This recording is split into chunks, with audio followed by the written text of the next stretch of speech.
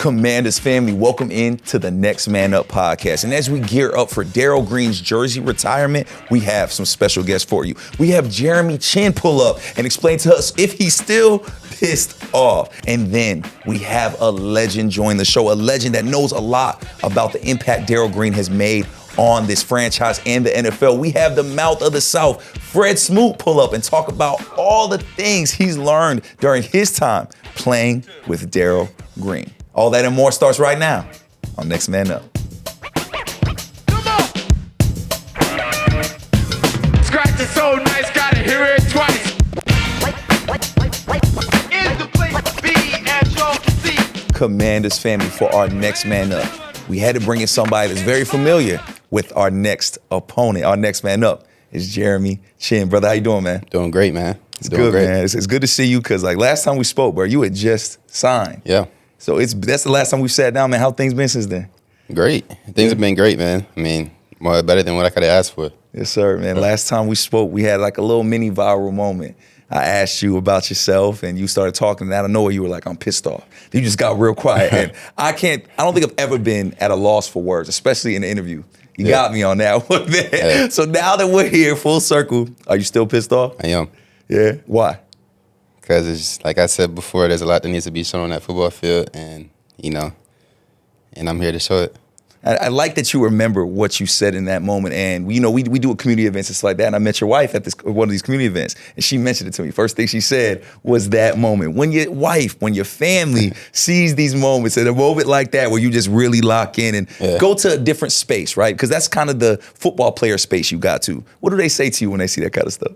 Man, they really don't see it too often because, like, when I'm around family, I'm just, like, real, like, chill and just kind of, like, positive and happy and, smiley and all that stuff. So, like, when I do get in that zone or whatever, it's just kind of like, all right, let him, you know what I'm saying, have his time. Because it's such a different thing, right? Because even within that conversation, we went from one energy to the next, but I think you see that click on that field. And you said it when we talked. You said, I still have a lot to show. You've shown a lot, man. We're on week 7. Have you shown everything you want to show, or are you just getting started? No chance. I mean, there's still so much more.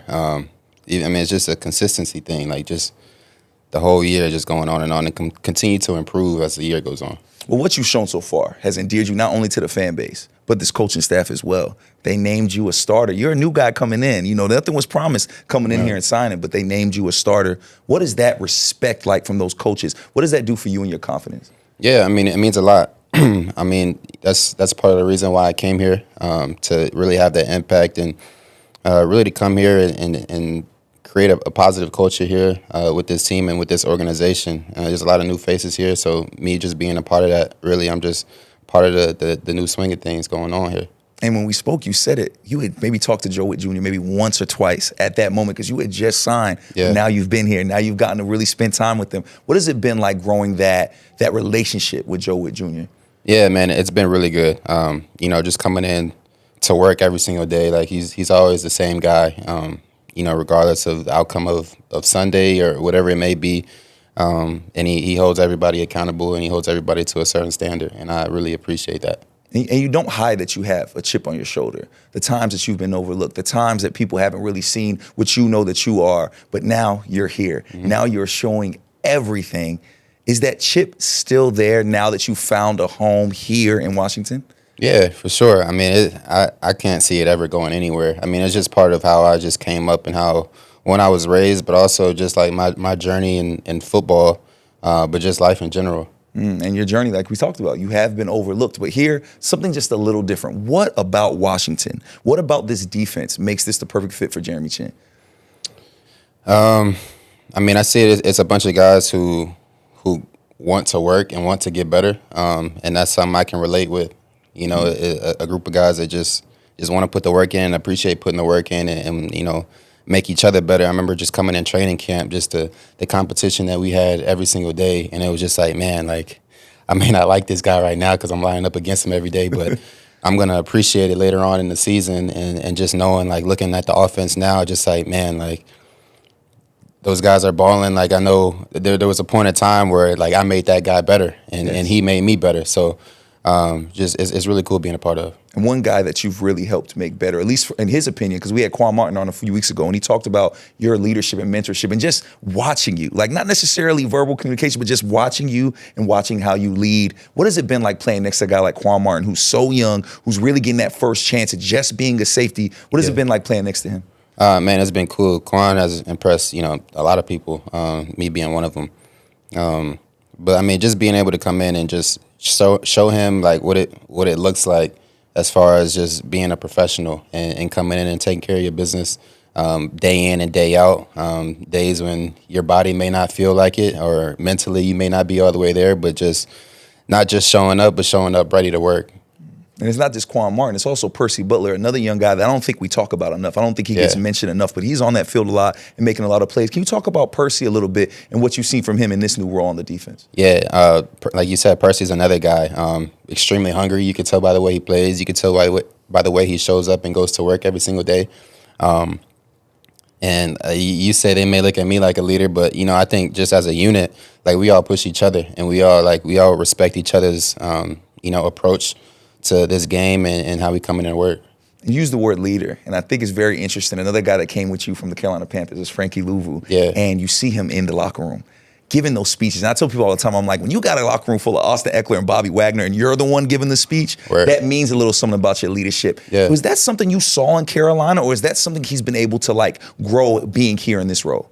Man, that's just us. That was in Carolina, but I mean, that's just who he is. Like, and everybody who's around him, like they feel it. Like you see it and you feel it, and it's a real genuine energy with us, and it's contagious. And you mentioned going up against this offense. You got to get a first look at what this offense was really capable of. We all didn't really know what we were going to see, right? New offense, new quarterback, new offensive line, but you got to see that right away, you in this defense. Mm-hmm. Are you surprised at all about what this offense has been able to accomplish Not this at year? all. Yeah. No, I'm not surprised at all, and I think it's only just going to continue to get better.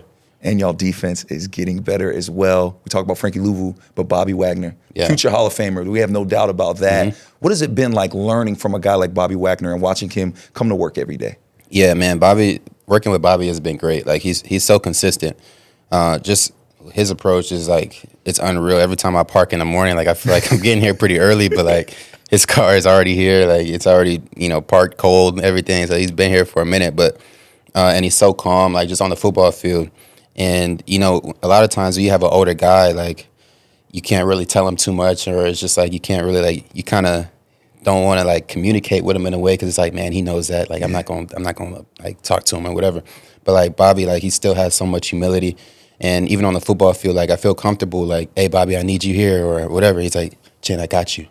And then, like, you can appreciate that so much. It goes such a long way. It's a true brotherhood and family, it feels like, especially on the defensive side. Like, when we were in Arizona, right, we had a couple of former Cardinal guys, a former coach that was there, and it seemed like that game and that win was just a little more sweet because of that tie and that connection. Same thing this weekend, right? You and Frankie, y'all could have stayed there, but y'all came over here. They let you guys go over here, and I'm sure that means something to you. I'm sure that put another chip on your shoulder. So does this game mean a little extra to you this Sunday going against the Carolina Panthers? Yeah, it does. Yeah. I'm not going to act like it doesn't. I'm not going to act like it's just another game. It does mean something to me. Can you elaborate on that a little bit and say why it means a little more to you? I mean, you already touched on it. Like, it's where I started my career. It's where, like, when I came in, like, there was a time, being there where it's like, man, I'm going to play here for the rest of my career. Mm-hmm. And just seeing the way that just took a left, like, it definitely left a sour taste, if you could say. So just being able to play that team again, the team that I thought I was going to be at,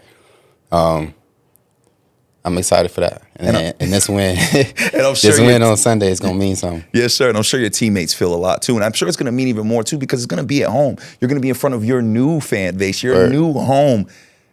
What are you surprised at all about the way this fan base shows up for this team? Because we've been on the road most of the time, and we've seen our fans. A lot of these games feel like home games. Yeah. Arizona felt like a home game. Yeah. Were you surprised by that at all?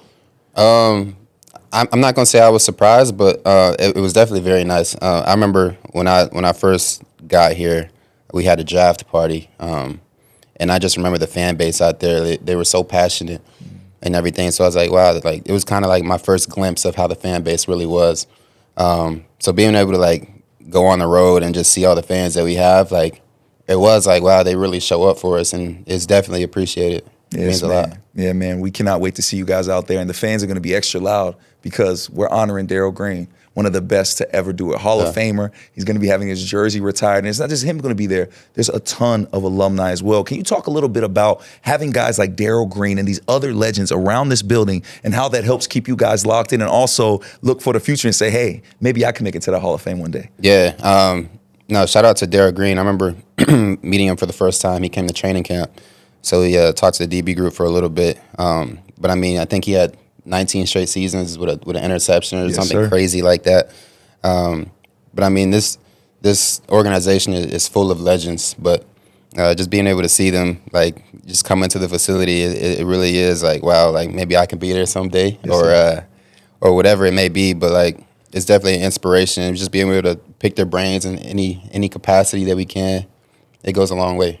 And Jeremy, before I let you go, like I said, we're going to be home in front of our fans. Give a message to the fans on why they need to show up and show out when we take on the Carolina Panthers. Man, you know what it is. Trying to get another win in the win column, man. We need you guys. We need to hear you guys. The energy is real. It's contagious. It means a lot. We feel it on the field.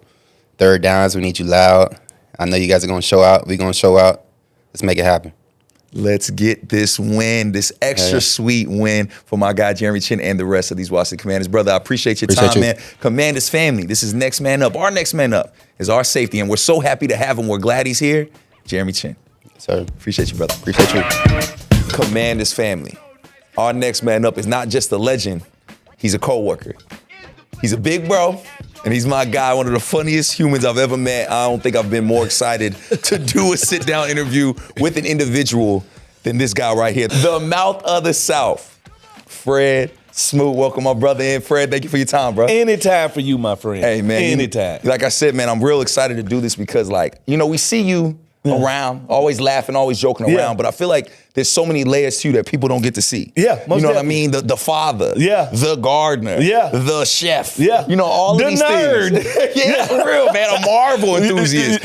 Like, you're all of these things, man, and I just, like, I love these kind of conversations with y'all because we need to get y'all out of y'all element a little bit. Yeah, most definitely. And get to sit here and have some real conversation, so I appreciate you joining me. And let's start at the beginning. Yeah. Because when you meet Fred Smoot, I think within the first 5 minutes of talking to you, you're gonna hear, my father was a pastor. I'm a pastor's son. My father had me in the church. So we're gonna start right there, brother. How did having a pastor as a father, growing up in the church, affect who Fred Smoot is today? Well, I think that's a South thing, a Bible Belt thing. Like, Sundays are for football and church. Right? Church first, then football. So it was always funny with my dad because my dad knew I was edgy and would say things back or have my own stance on stuff. But he did a great job of just letting me be me. Not trying to put me in a box, not trying to make me a certain way. He like, as long as you know the education of the book. Now it's up to you to follow it whatever way you choose to, whatever way you want to. So I love him for giving me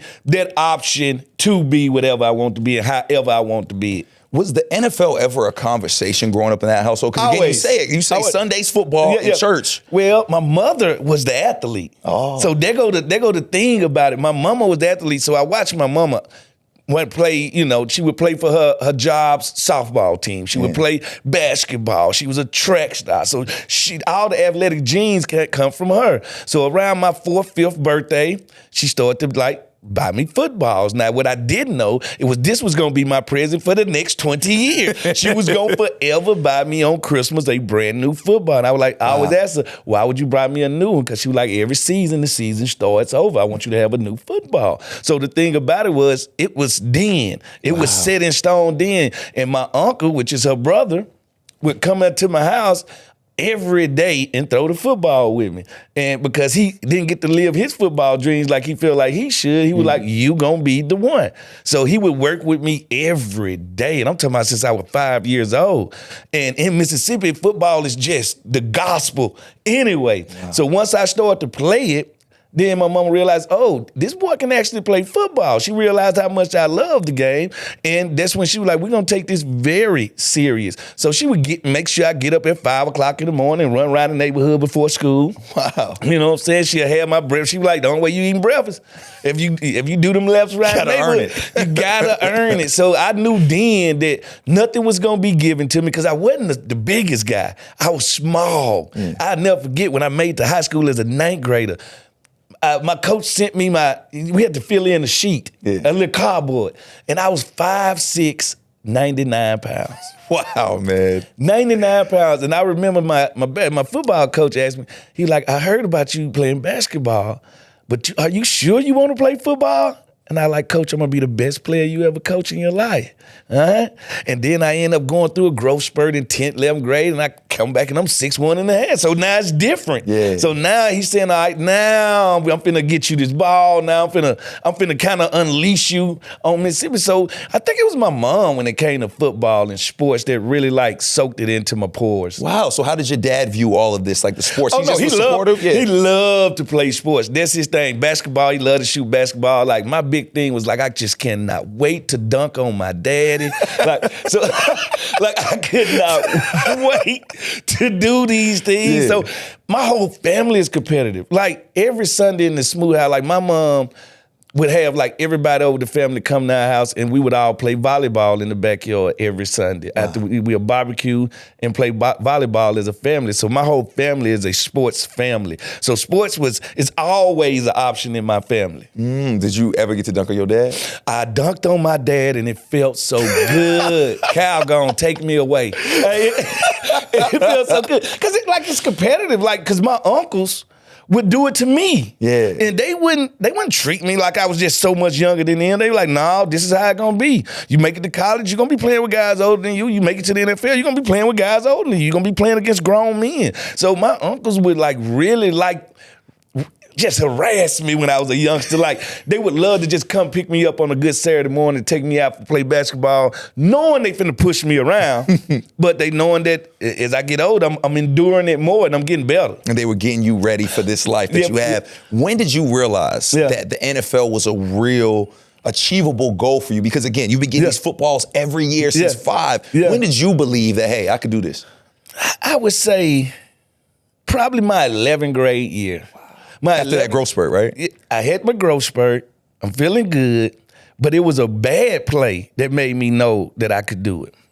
All right, first of all, it's my coach's birthday. I'm gonna paint this picture for you. Yeah. It's my coach's birthday. We got a spring jamboree going on. We're playing against the school that fired him. He wants this game. Oh, wow. It's the last play of the game. We're up by 5 points. And coach like, back up. And in my head, I'm like, I ain't scared of this dude. I'm gonna sit right here. And the dude just runs past me so fast. And they throw the ball. And I never forget as I look back and I'm running in slow motion and I'm looking. And I remember just diving and I'm not even close to the dude. He scores the touchdown. The stadium goes crazy. And as I lay on that ground right there, I said, I'd never want to feel this again. And I said, I never will feel this way again. And starting that year, I don't think I gave up another touchdown probably to my junior year of college. Wow. So to me, that's the play that made me failure. I think it all starts with failure. I could say the first touchdown catch I called or the first interception. It wasn't that. It was laying on that ground, being burnt like that. I was like, you know what? I don't like this feeling, and I never want this feeling again. So I think what sent me into success was my setbacks. And it definitely catapulted you because then you decided to go to school at home. Yeah. Not a lot of people do that. Yeah. Especially people like you who kind of do their own thing. They like to, run around. What made you say you wanted to stay close to the crib? Well, I wanted my mom to be able to come see me. You know, every day. I wanted my family and my grandmama. She wasn't that mobile at that time. And I'm a grandma baby. And I was like, I want my grandma, any game she want to be able to see me play, I want her to see me. And then as I start to talk to Mississippi State and Ole Miss and Southern Miss, My grandma was like, yeah, you look good with that maroon and white on. And I was like, yeah, you're right. And Coach Sherrill happened to be the coach at the time. Great Coach Sherrill. Coach Sherrill comes down, sits in the living room. My mama literally talked to Coach Sherrill for like 5 minutes. She like, you going to Mississippi State? Wow. I like, oh, I am. Yeah, and it was like, yeah, and it was perfect. It worked, and not only was it a family, I got to represent my state. Because if you talk to me, Mississippi comes out of my mouth. So to represent that, especially during that time when Ole Miss got Deuce McAllister and all these other dudes, and they're ranked, and here come Mississippi State. We just played in a Cotton Bowl and the SEC championship. So I'm like, I want to be a part of this, and I want to bring all the shine to Mississippi. I'm tired of people talking to about Alabama. I'm tired of people talking about LSU. I can't wait to beat Florida by 40, which we did. So I enjoyed my SEC time because we were the cream of the crop at the time. Mississippi State we was on top of that thing. So it made me feel good because I represented my Mississippi people. I represented my family. So it was more than just going to the SEC school. It was more than just football. To me, it was more of us against y'all. True pride of Mississippi. Yeah. What benefits do you get from having that family, that support system, your grandmother, your moms, all close like that while you're through college? What benefits did you get? Man, the benefits was endless. Like, I knew my support was going to always be there, good, bad, in between. See, the life of a Kona is a dangerous life, right? People love you one day and they hate you the next. I'm the best player in the world one day. I'm the worst player in the world the next day. Yeah. But my mom, my grandma, they gonna love me regardless if I catch a touchdown, drop an interception. They don't care. Football ain't their world. I was their world. So that's different because once you get into sports, I hate to say this, your value is what you can do. Yeah. On the field, your production. All right, people, they can fall in love with you as a person, but if your production falls off, then they understand that you're either gonna get fired, traded, whatever it takes. But your parents, that group, that's forever. And they always let me know that. And once I knew that, I feel like I couldn't be stopped. And that's why I tell people all the time, as long as you know you got people that got your back, it ain't too much that you cannot do. And my grandma always instilled us in that the only person stopping you from being great is you.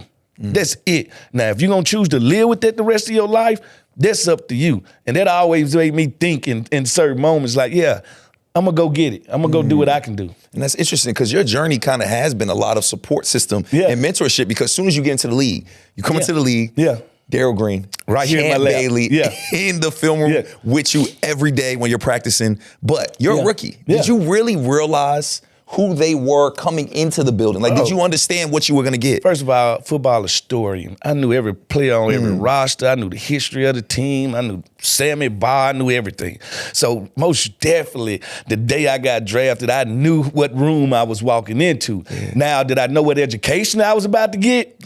Did not know I was going to get an Ivy League education in playing defensive back, playing cornerback. The first time I walked in the room, Coach Schottenheimer drafted me, right? I walk in the room. Luckily, I had already had a connection with Dion. He would call me while I was in college. He knew about me, so he was already schooling me. So I already had a good relationship with him.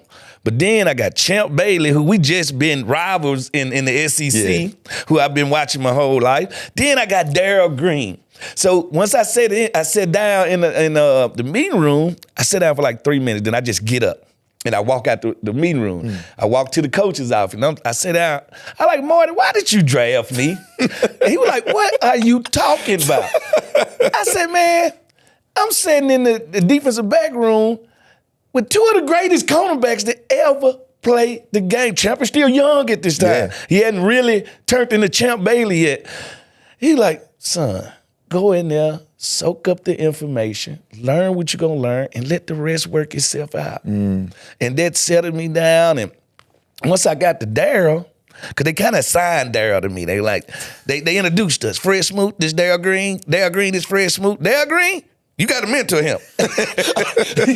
So Darrell was like, I got him. I got him. So we had a lot in common, especially from being from the South, all kind of stuff we used to talk about. So our relationship organically it happened. And it was more than on the field. So I'm talking to Darrell more off the field almost than I am on the field. And when we on the field, like, this went on for months where we would break the huddle and he would like be schooling me as we were walking to do our job. Like, hey, come on, we got slots over here. They probably gonna try to attack us with a double post. Or they probably gonna try to throw it to the outside since it's third down, third and short. So it's just constant, and I'm soaking it up. I'm loving it. That's why you see in the clip of me and Darrell, it's just yap, yapping back and forth because I'm just trying to pick his brain about everything. And I remember one day, I'm in there watching film by myself, but I'm watching film on Darrell. Champ comes into the room. Champ like, what are you doing? I'm trying to study what D Green do. He like, let me tell you something.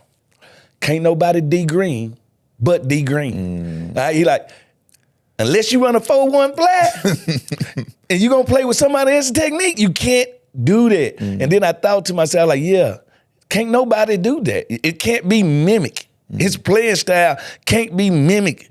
20 years in the same position can't be mimicked. His effect on, and he did get to this. He knew I loved like helping people. That was my thing. And he was like, man, he said, I liked it about you. You like to do stuff in the community. He was like, because what you do in the community gonna outlast what you do on this field.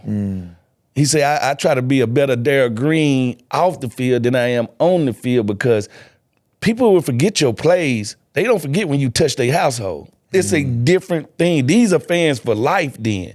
So I was like, all right, I'm gonna try to mimic what he do off the field. And that's got me to where I am today. So I learned so much from this guy. Like I owe a lot of my quick start in the NFL to Darrell, like most definitely. I'm sure it was hard to shake that intimidation though when you're looking at them. Like again, like why did y'all draft me? Like why am I here? Y'all good? Like y'all said. I don't think it was intimidation. It was kind of starstruck, which I had never been starstruck like that. So like I said, when you got guys of this caliber, think about it now.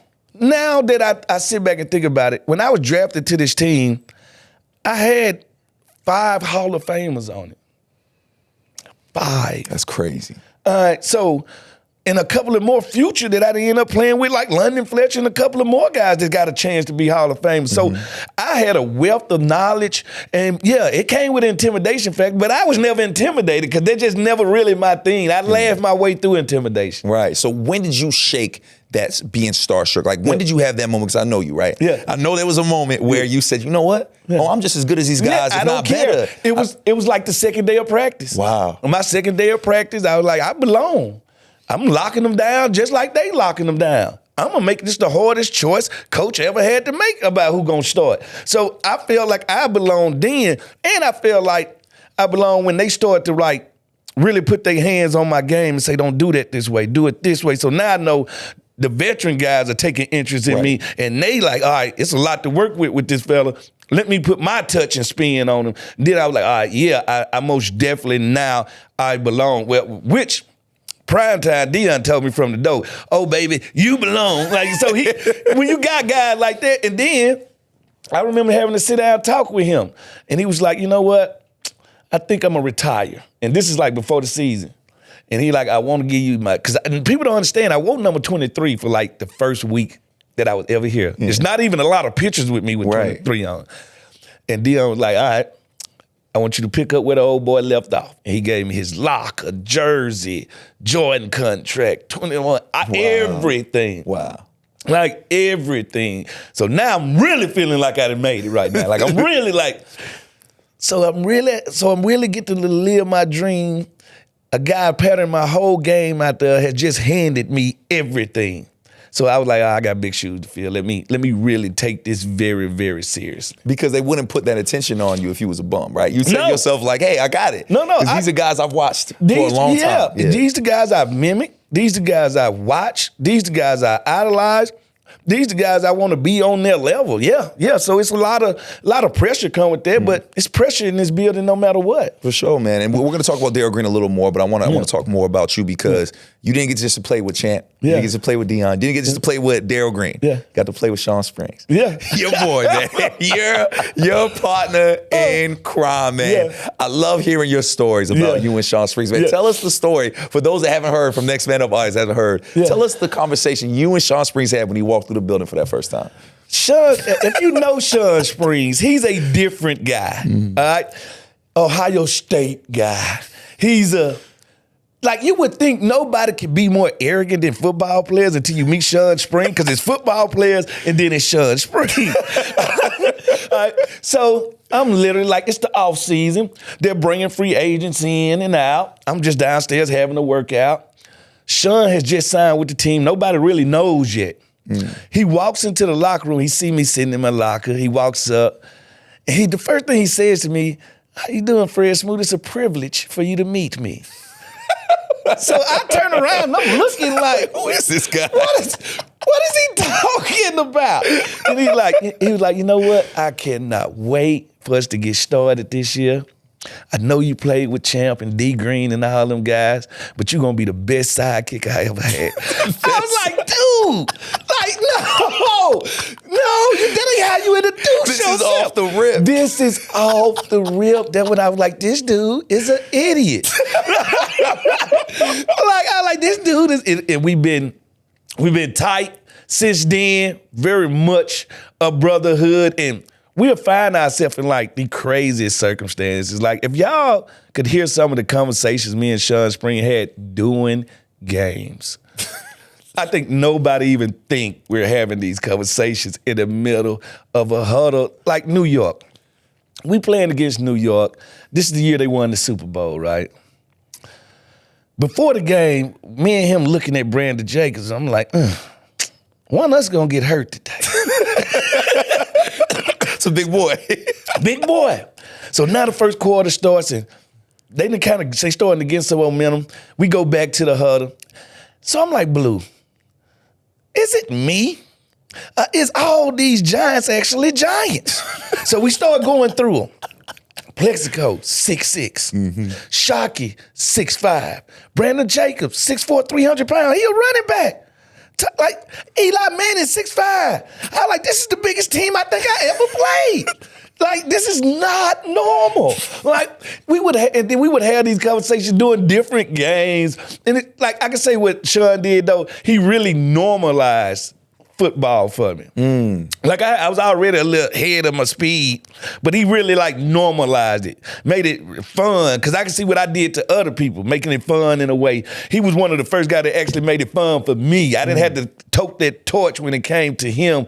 He made it fun, but all business, because he's a book hound. He's going to get everything done in a very professional manner, but also it's a person behind that helmet. And that's what I like to try to get to people all the time and tell them, I know y'all look at us as just an entity, but it's people behind these helmets and these face masks. What made Sean, what did Sean do to help make the game fun for you that you hadn't gotten before? Well, I can't, it ain't nothing special he did. It was just more of, we was on the same wavelength. Like that brotherhood really was real. Everything I'm not, he is. Everything he not, I am. Yin and yang. So we just fit very perfect, all right? So as he arrogant as he is, I would like bring him off his high horse very quick. Then he'll be like, nah, Fred, you're an old shoe. We should trade you to Cleveland. Like, this is really how these brothers talk to each other all the time. Not like he would do certain stuff. Like, I'm good at pranking people and stuff, but he would like offset my pranking with snarling. It's like, he'll write a letter and put it in my locker and be like, I really do hope we trade you to Detroit. And I'm like, you're supposed to be my friend, man. Like, why would you go do something like that? But to start a day off like that, that's fun to me. Like, it takes the edge off, man. And I don't think players get enough love for being sometimes the glue players that hold the team together and bring them together. Yeah, because that was you. That's you even in studio, right, man? You are a jokester. You are going to talk trash. You love it, but it's not malicious. It's not malicious at all. No. You just love making people laugh and love breaking that awkward barrier, breaking that ice. Where does that come from, Fred? Where does that come from? Because, I mean, you've been like this since you was a little kid. The Smoot family. Yeah. This is my mother. If you come to a Smoot family reunion, you would have to wait in line to talk. Wow. Because you ain't loud enough, first of all. Like, my mama was very loud. Yeah. All right? My uncle's very loud. So we are just yapping. And every day, like I said, my family came to my house every day. Like when everybody gets off off of work, they come in and we all sitting in the front yard, powwow. That's what it's gonna be. We about energy, we about people, and we about trash talking each other. Like they're just something that's is natural to who we are. I think it may be more just a Mississippi thing. Like it's nothing to do down there but talk trash and eat food. Like that's what it is. The food brings us together, but the talking keeps us together. So it's a smooth thing. Like if you meet anybody, my aunts are the loudest people in America. Like I tell them, turn the volume down on your neck. You know, you know if I'm telling you, you need to be so loud. So everybody's loud, everybody's laughing, and everybody's fun. That's a Smoot family reunion. Like that's what happens. And that is you, Smoot, man. You are the best trash talker I've ever met, man. You are literally like this all the time. Like people, I meet people, fans and things like that, and they'll be like, "What's Fred like?" Like when the cameras is off. What's Fred like? You know. I'm like, he's always the same. Like, he's always him, man. One way to be. One way to be, and I respect that and I appreciate that, man. So talking trash talk, you're one of the best trash talkers ever, right? Give me a list of your top 5 people that you enjoy trash talking to. That could be teammates. Yeah. That could be former teammates, you know, whatever. Who are your top 5 favorite people who Fred Smoot likes talking trash to? Me and Chad Johnson, this is just classic. We classmates, we came out together. We are birds of the same feather. We when I say Chad ain't got a malicious bone in his love to just happy, it's such thing as happy trash talkers. Yeah. And Chad was always that. So even though me and Chad really talked at each other, we weren't enemies. Now me and Steve Smith was enemies. Oh man. Right? But we tight now. We tight now. Oh y'all cool. Another guy, classmate. We all came out together. Steve, intense. He's a malicious trash talker. Right? So there's difference.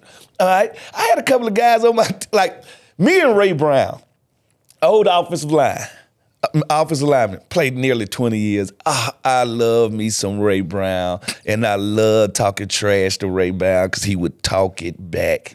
All right. And offensive lineman, I don't know why I always verbally attack offensive linemen, knowing I'm 185 pounds. But I just love the contest, the sparring match with them. Now, the other one is, you'll never guess this one. He's a long snapper. Ethan Albright, the red snapper, one of my favorite teammates of all time. And when I say he's one of those he don't get high, he don't get low, but when he take his jabs at you, they just sting on a whole nother level. And he would literally come sit beside me in my locker like after practice every day, and we would just go at each other. That was our thing. So I miss Ethan Albright. That's my guy, the long snapper. And the last person I enjoyed talking trash to was one Coach Gibbs. Wow, really? Coach Gibbs. Oh, I used to get at Coach Gibbs every day. Yeah. He enjoyed. I remember one day, I'm talking to Coach before practice, because that's what the guys used to use me. Mm-hmm. All right? If they ain't want to do something, they'll send me in Coach office. So it's raining bad. Yeah. The players like, hey, man, Smoot on in the office. Tell Coach, we need you to just walk through. We don't need to do no practice. I go up to the office, Coach, guys don't want to practice. Tell them guys, this Washington weather, I'll meet y'all outside in 30. So I like, all right. I say, that's a shame, Coach. So we walking outside, it's just raining, almost hurricane. I got to hold on to a tree. It's just, the weather is terrible. So we warming up. Yeah. And in warm-ups, I never stretch. Like, that was my thing. So I just walk around and joke. That was my thing. So lightning strike. If lightning strike, we don't have to ask to go in. It's automatically go in. So we starting to run back up, and Coach Gibbs running, and he's looking at me, I'm looking at him, and I say, Coach, that's a shame. It took Jesus to throw lightning at us to get you to not work us to death. So I love talking trash to Coach Gibbs, most definitely. And you got to have a good relationship with your coach to do all of that stuff, man. Most definitely. Did you ever have a moment where you regretted talking trash when you were like, oh man, I maybe put I myself went too in far. it. I maybe went a little too far with this one. Habitual line stepper. Many times did I go too far. But either I go apologize, I laugh it off, I tell him my fault, shouldn't have went there. I tell him after the game. But during the game, during those 4 quarters, everything's fair and love. Because it's war, yeah. Everything's fair and love war. But afterwards, I go be like, yeah, man, I'm sorry, man. I didn't have to go that deep. How did you and Steve Smith reconcile? Because honestly, this is the first time I've heard you say you guys are actually cool now. I know that was a thing. Because he been doing TV lately. He came to the stadium, I think, 3 years ago or 4 years ago, and we hugged it out in the tunnel. Wow. He basically picked me up and carried me for 100 yards. I'm like, what are you doing? Because he said, man, we just competitors, trash talkers, but we don't really hate each other as football players. Now, our game sets us against each other. The world watches us spar. The world talks trash to us. Yeah. But we don't really hate each other. So we reconcile at Northwest Federal Stadium. Wow. That's the funnest part about it. Wow. And it was all good, man. We've been good ever since. But at first, it was very intense. I told him if I seen him at a grocery store on the bread aisle, we finna go at it. Somebody throw a ball. Yeah, man. I don't know what you said to him that game to make him go crazy on you after that one game, but boy, he had to be mad, man. But I know you get under people's skin. Listen, they get under my skin, I get under their skin. What I just do a good job of, I can laugh at myself. Right. So when they do say something, I'll be like, oh, that's a good one. I'm not ever mad if somebody one-ups me at a trash talking scenario. Yeah. But I barely get one up, so it's fine. And I think that's the endearing quality about you, right? Because as much as you talk trash, as much as you just a wild boy and all over the place, the fans, man, they love you, bro. You are the fan favorite. Everywhere we go, where's Fred? Where's Fred? What about the DMV made you decide? And I ask all the legends this because it's very, again, you guys, we talked about Tanner. We talked about this Tanner because he's from Florida. Yeah. You're not from here, bro. Yeah. But you have made this home. Not only have you made this home, you have taken care of the community. You're a part of every event. You were just at an event earlier today. Yeah, most definitely. Why? How was this place able to make Fred Smoot feel like he was at home? First of all, Darrell Green was that blueprint on how to get things done, how to touch the community. And then it's like, I just never looked at myself other than a person. I never took myself serious. So maybe people looked at me and be like, oh, that's Fred Smoot. I never took myself serious like that. And fan interaction, man, if a fan gonna take his time to ask me for an autograph, the least I could do is give him an autograph, have a conversation, treat him like a person, man. Just the human side of stuff. Because I always said to me, if I want them to treat me like a human, I need to treat them like a human. And you'll be shocked. People don't forget stuff. People don't forget stuff. And the way I think the way I went about doing things, like, let's say I would take care of family every Christmas. That was always one of my things. I would take care of different families every Christmas. I would buy every gift, and I would also buy them Christmas dinner. And I would take it personally, myself, every gift. The dinner, get it dropped off over there. I would bring no cameras. I don't bring no cameras. Because I always looked at myself and said, if somebody was doing that for me, would I want them to bring a camera? No, I wouldn't want them to bring no camera, so I ain't gonna do this. So just the small details of treating people like people, and I think people start to love you back. I loved on them. And then when you go through situations, you become, especially as an athlete, time-stamped, a part of their life. Yes. They remember 05. They remember 07. They remember 2001. You are time-stamped on that. But they'll never forget the first time they met you. I had an interaction with you, how you treated them.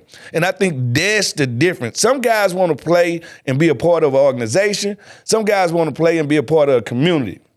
I wanted both. Yeah. All right. And that's the way I played it my whole life. That's the way it's always gonna be with me. Cause I love people, man. I love talking to people. I love chopping it up with them, man. I love just hearing a little bit about them. You know, it ain't always about me. Yeah. Not only have you invested in your community, but now your family is a part of this community as well. Your daughter could end up being one of the coldest to ever play out of here as far as basketball. Your son looks just like you, man. You have these supreme athletes now, and now your father. What has that been like, man? Watching your kids, they're almost adults now, and they following in your footsteps. It's so funny, man, because we don't, when you doing something, you don't know who all you bringing for the ride. See, my grandma used to say all the time, like, I enjoy this ride that you are taking my daughter in my son's zone. Because my aunties and uncles, they're going to these All-Star games with me. They're coming to see this college atmosphere. They're going on the road. They're going to places where they never thought they'd go. And now my kids, I'm the passenger. They are taking me on a ride. And now I got to take her to Smookanook, Pennsylvania and all of these places because she playing AAU ball. And now I get to ride back and be the proud parent and watch her take it just as serious. Watching her get up every morning at 4:30, 5 o'clock and hit the track just like me. Hit the gym, doing all the hungry things I do. To see my son making plays as a ninth grader in varsity is crazy because he's a step ahead of where he should be. But he wants to get out of dad's shadow. I don't want to be the second Smoot. I want to be the only Smoot. That's how he feels. And that's what kind of competitive area I try to give for them. Like, it ain't never good enough. My daughter come home and say, I just hit 51 points. Well, somebody hit 52. I wish I could dap you up for that, but somebody already did that before. All right? So I let them know when to achieve is to achieve again. To be a great pro, you got to do it over again. So I try to get that message to them. But other than that, I am enjoying the ride. They keep me youthful. They keep me young. They even teach me new words and all kinds of stuff. Dances. Yeah. So, it's a crazy thing. And knowing that this is home for them. That's why it's home for me. All right? They daddy from Mississippi. They ain't from Mississippi. They from the DMV. Yes, sir. And now you're bringing them into even more stuff because then this Sunday, we will see Darrell Green, your OG's jersey, get retired, man. Yeah. First question on that. Yeah. How special is that going to be for you? Somebody that has literally gained from his experience and gained from being able to learn and follow from a player like him. Man, it's crazy. First of all, should have been happy. Second of all, just for me to know that I've been in the huddle with Darrell Green, in, out of the huddle situations, knowing that 28 will never be war again, not in this place. It's unbelievable. When I leave here and we turn, I can go down there and make a right and turn on Route 28. That's named Darrell Green Boulevard. Yeah. All right? He gets the key to the city Saturday. It shows you that some way, this dude played 20 plus years at one position, dominated. In some way, this Hall of Fame player was actually a better person off the field. How could that ever be with all the achievements that you did in this NFL to play 2 decades? Listen, do you know how many players are going to be there in the decades that it ranges? Yeah. It's going to be a Joe Theismann there. It's going to be a Santana Moss. There's going to be guys that, think about it. When Darrell made that play in 85, I was 6 years old. Wow. I was 6 years old. That tells you the amount of time and the people that he's touched. His value to this community is, I think people forget that he even lived in Texas. Yeah, Nobody seriously. ever bring Texas up. It's Darrell Green, Washington, D.C. Do you know how many kids that are right now in their 30s and 40s got a Darrell Green memory of something he did, not on the field, something he did for them in the community? So it's, like I say, sometimes it's bigger than football, man. Darrell Green is bigger than football. So just to be a part of that and seeing that 28, most definitely I have a tear coming down my face. Hey, well, Fred, man, you are bigger than football, man. We appreciate you, bro. We're going to end on some fun, though, man, because I know how you like your list. Yeah. Top 5 corners to wear that Washington helmet all time. Top 5. Put yourself on the list if you want, and I know you will. All time. Well, okay. Number 1, Darrell Green. Yep. That's a given. Number 2, Champ Bailey. Number 3, Deion Sanders. Okay. Now, this is when they get chalky, because number 4 is Fred Smoot. I wore the 21 and the 27. Yes, sir. All right, I was the first player to lead this team in interceptions in their first 4 years since Darrell Green. Talk about it. All right, so I got some records myself now. I done won team MVP before I done did it all. Hey, man. All right, the 5th guy, that's when it get murky. Because now I got Sean Springs, D'Angelo Hall, Carlos Rogers. Like, it's some dudes in there. It's tough. You gonna leave Sean off? No, I'm gonna split that last fifth player, and I'm gonna make it 3 players. Okay. D'Angelo Hall, Sean Springs, Carlos Rogers. Okay, that's fair, Yeah. man. You ain't gonna make none of your boys upset. No, I just don't believe they should be left off the list. Yeah. I don't. I don't like the one position that we have got right through the test of time here is the cornerback position. Yes, sir. We continuously get it right. So it's too hard to say the top 5 in their position. Now you got the king, and then you got the rest of us. Yes, sir. Well, that's really tough. Well, Fred, we're gonna be taking on the Carolina Panthers Sunday, man. Yeah. What do you expect to see from your Washington Commanders? I expect to see them get back on the same tempo they was. I expect to see them learn from their loss, feel salty about their loss, want to get back to physicality. I'm gonna see them. I think they know what day it is. Right? They understand 28 is getting retired.